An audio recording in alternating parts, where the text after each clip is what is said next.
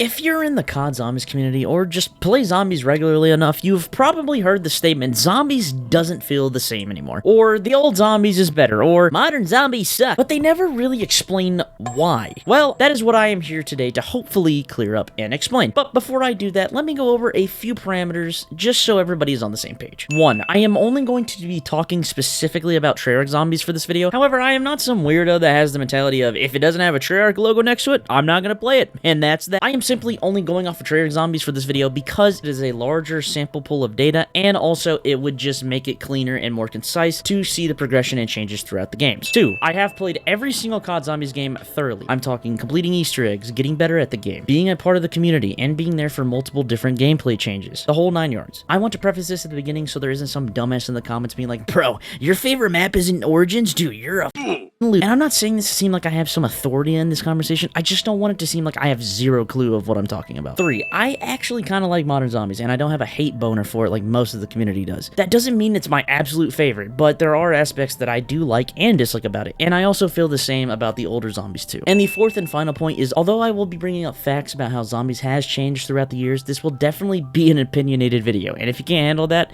you might want to click off the video. But hey, you might as well give it a like before you go, because why not? Alright, with all of that out of the way, let us get this show on the road. Now, where I want to start with this conversation is what I like to call the Warzonification of zombies. If you don't understand what I mean by that, I am talking about how Warzone has directly affected the zombies mode. And if you think it hasn't, buddy, do I got some fucking news for you. Where do I even start? The armor system, the setting and environment, and not to mention the personality of the mode. Let's tackle that first point though, the armor system. I'm just gonna come out and say it. The armor system? It's dog shit. I cannot stand it. Now, here's the thing. If they removed the armor system from Black Ops 6 today, hell, even Cold War Zombies, the game would literally be unplayable. It was simply not built around not having an armor system. However, plating in zombies, it just feels horrible and not authentic or natural. Even though Cold War Zombies also has an armor system, at least all you had to do was walk over the armor scraps, and they would automatically apply to your armor bar. But plating up like Warzone feels so clunky and just not zombies at all. The reason why the shield in Zombies became such a staple is not only because it made sense to find parts and scraps around the map to build it, but there was also different types of shields depending on the map you were playing on. This gave the map more personality, and it made it feel more vibrant and lively, and it actually felt thematic for the mode. And now all we got is, oh hey guys, the tier 2 plate wall buy vest is over there. And the thing is, I'm not the only person that has this sentiment. There are a plethora of other people out there that feel the exact same way as I do, especially during the Cold War era of zombies. However, they have just stuck with this for over half a decade. And I feel like the only logical explanation for this is just simply the fact that it is a Warzone mechanic and it can easily be ported over to zombies. I could be completely wrong on that, but I do not understand why else that would be the case, because it makes no sense when a lot of people have been complaining about it, and we already had the shield system which worked perfectly. And hey, listen, if you like the armor system, that is great. More power to you, man. But you cannot deny the fact that the shield system added way more personality to the game mode than armor. The next thing I want to touch on is setting/environment. Now, Jpup, I hear you asking, what does that even mean? Well, ever since Cold War Zombies, there really hasn't been a map that was based in a very unique location. And what I mean by that is that none of the maps have felt like super memorable or interesting. Now, I don't mean that you don't remember details of the maps at all, because yeah, sure. Well, actually, I remember every minute detail about Firebase Z, I will have you. Yeah, okay, whatever, Square. That's not what I'm talking about, okay? I'm talking about this. For example, Cold War Zombies. Facility. Outbreak is literally just fire team maps, don't even talk to me. Oh, we're in a city, okay, not bad. I can't really explore much of it. Oh, it's just a cover for another facility underground. You've got to be kidding me. Vanguard Zombies and Modern Warfare 3 Zombies don't even have to say anything. They don't actually have maps. Shinonuma does not count for this conversation. Black Ops 6. Okay, we're in a small town. There's a decent amount to explore, and there's some uniqueness to it. Okay, alright, not bad. Ooh, we're in a prison. Okay, this is definitely going to have some nice ambience and feeling to it. Maybe some Mob of the Dead vibes, you know? It's got to be pretty good. I mean, come on, it's a prison. They can. Oh, come on! At least the areas in the water are kind of interesting. Oh, let's go, baby. We got a castle map. Let's go! You can barely explore any of it. Well, then what was the point? Finally, okay, a map that actually has an interesting environment and has a pretty cool Dark Ether location, alright. Alright, Surely Shattered Veil can win me over. Okay, we have a mansion, and there are some environmental details that are kind of intriguing. Okay, so far so good. I give up. Now look, I know this just sounds like I'm regurgitating the same old, oh my god, it's another facility, holy shit. But that's not necessarily what I'm trying to convey here. Let me throw out a scenario. If you got someone who had never played zombies before, and you had them play Horizon Track and Citadel Day More, which map do you think they would say is more memorable? And the reason why the answer would be DE is not just because it's on Black Ops 3, but it's because it's a castle map that actually has you exploring the castle. And it also has elements that are more thematic with zombies, like, you know, a dragon popping out of the wall, and, you know, the bows and such. Now, don't get me wrong, Citadel Day More definitely has some ambiance and nice themes for zombies, like, you know, the elemental swords and whatnot, and the boss fight, don't get me wrong, a gorgeous boss fight. And also, Black Ops 6 has been leagues above Cold War with having more thematic tropes for zombies, but it is definitely still a step down from what we were getting with Black Ops 2, Black Ops 3, hell, even Black Ops 4. And speaking of thematic elements, I do want to touch on the fact that zombies doesn't really have a lot of ambience or zombified elements in its maps nowadays. And what I mean by that is, let me paint you a quick picture. Shadows of Evil is brimming with environmental details, like the secret rift, the green light at the docks, or hell, even the envelope guy. Now let's look at Black Ops 6.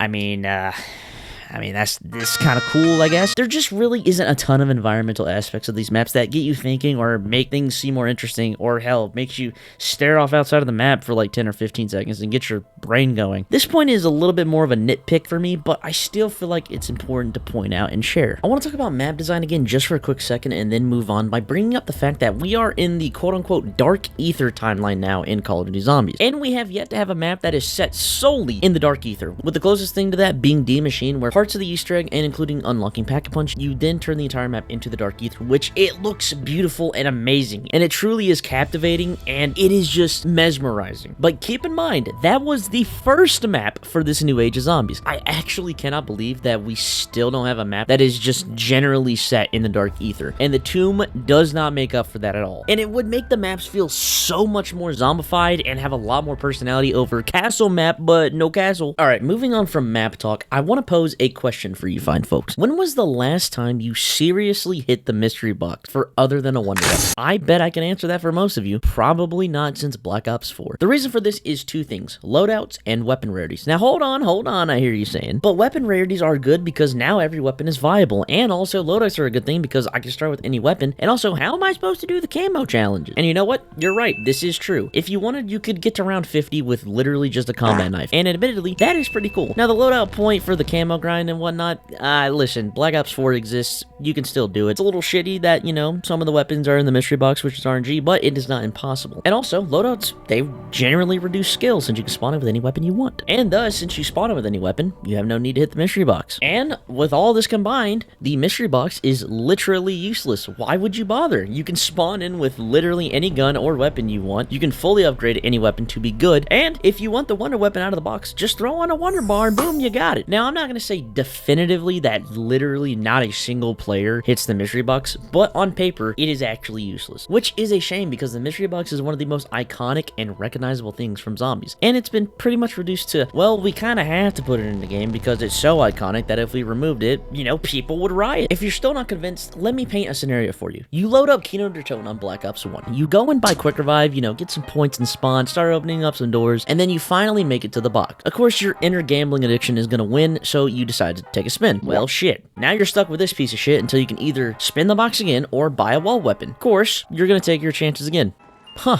What do you know? Obviously, this is a very specific case, and this is not going to happen every time, but it does get you thinking and makes you realize there really isn't a reason to hit the mystery box. Even in Cold War, Vanguard, and Modern Warfare Zombies, there is not a reason to spin the box. Now, admittedly, you can see this as a pro or a con depending on how you feel about it. Weapon rarities also has pros and cons in my opinion. Weapon rarities make it interesting because every weapon is viable, which creates new scenarios and also weapon variety. However, it creates cons because, well, makes the game a little easy. Admittedly, it does. Now I'm going to quickly just rapid fire a few more points that, in my opinion, have pros and cons. They are still important, but I feel like they're more of nitpicks, and also they're slightly more opinionated, so I just want to rapid fire through them. The Wonder Fizz and the perk limit reduce skill, strategy, and progression immensely in modern zombies. The easy way to fix this is to still make it more accessible than the older perk system, by making the perk limit 5 instead of 4, and making the Wonder Fizz back to the original instead of just a menu where you can just click all the perks like a damn vending machine. And make it where you can do side Easter eggs or other in-game mechanics to increase increase your perk limit or to get extra perk drops naturally. This makes it better so you're not restricted to 4 perks and you can still create unique perk builds, and it also makes it a little more skillful so you can get more perks or potentially even all the perks. I feel like the triple pack system is wholly unnecessary and it is just creating artificial progression, but it legit feels like the BO4 pack-a-punch system all over again, where you can't reach the weapon's true potential until you get it quote-unquote all the way pack-punched. I feel like we should just get rid of it, but hey, that's just my opinion. I could be completely wrong on this. And lastly, I feel like the Easter egg rewards have been lacking severely. Please do not tell me you were doing backflips when we got the damn jackknife skin for Weaver after completing the Citadel Easter egg. If we instead got this Templar Knight skin, it would have not only been way better, but it also would have fit the map more thematically than your boy Weaver wearing a damn flannel. And lately, it feels like most of the stuff in the shop could be used as Easter egg rewards, but more than likely that'll never change because, well, money! Now, I'm not gonna sit here and turn this video into why the shop and a bunch of skin bundles are a big problem for COD. While admittedly it is, that is a whole nother topic for a bigger video, but it still has affected zombies a little bit. However, my next and final point I want to make is COD HQ. COD HQ is easily the worst thing about Call of Duty at the moment. For those that aren't aware, COD HQ is Call of Duty's attempt to unify all of the Call of Duties under one game/engine, and this has made it horribly fucking messy. 18 different UI menu transitions, the game looking like a copy and paste year after year, and the insane file sizes. What does this have to do with zombies? Well, ever since Cold War Zombies, at its core, zombies has felt literally just the same year after year. Back before COD HQ, every game with zombies felt unique and it had its own identity, while still keeping the core game mechanics. Like, for example, Black Ops 1 is way different than Black Ops 3. So why does COD HQ even exist if it's so bad? Well, the easiest explanation is that it's simpler on Activision's side to just keep everything on the same engine and just add each game to it year after year, since Call of Duty is an annual release game. So it does make sense from a publisher and a developer perspective, but it has definitely hindered the game's quality drastically for all of the modes year after year. And also, before anyone makes the point like, dude, Call of Duty is the same game year after year. Back before COD HQ, each year the game has artistically looked different and they have felt completely different. Back before COD HQ, if you told me an Infinity Ward felt the same as a Treyarch game, I would laugh and spit in your face. So what is the key takeaway from all of this? Well, for one, most of this stuff is just my opinion, but there is some good points and facts in there as well. COD Zombies is more than likely never going to go back to the quote-unquote good old days, like Black Ops 2 and 3. But at the end of the day, that's up for you to decide whether you like the new modern zombies or you absolutely hate it and feel like it's complete dog shit. And also, it's up to you to consider what is quote-unquote the good old days of zombies. Maybe you're experiencing them right now and you just don't know it. However, there is one thing that is true, and zombies has lost a lot of personality, thematic elements, and ambience. And all we can do is really hope that maybe Black Ops 7 will be more interesting, but who knows. Black Ops 7 at the time of making this video should be releasing in about 3 to 4 months. And even if this video somehow reached anyone involved and also took anything I just said to heart, it wouldn't change anything. Not to say that this video is for nothing. This is very different from the normal type of content I make, but I wanted to make this video because I was tired of hearing modern zombie sucks and dude, old zombies is better. But why? Why?